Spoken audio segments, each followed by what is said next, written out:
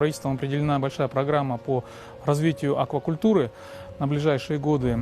В этом контексте Кыргызский фонд развития вместе с компанией «Салих» выступил инициатором реализации проекта по строительству комбикормового завода, который позволит обеспечить отечественную форель современными кормами по лучшим европейским технологиям. На предприятии есть лаборатория, которая позволяет оценить максимально качественный состав кормов, при необходимости его корректировать, что позволит обеспечить более сбалансированную составляющую кормов и, соответственно, сделать их более доступными для отечественных фермеров, которые занимаются развитием аквакультуры.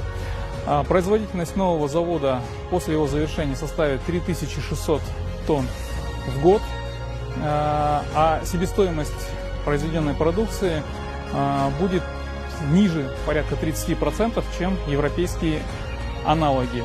Обучили персонал именно химиков, отправляли на обучение в Москву, где они прошли двухмесячное обучение, привезли оттуда дорогостоящее, хорошее оборудование, сертифицировали его у нас здесь. На сегодняшний день лаборатория проходит аккредитацию, которая должна в будущем даже давать услуги не только нашему предприятию, но и всей республике в целом.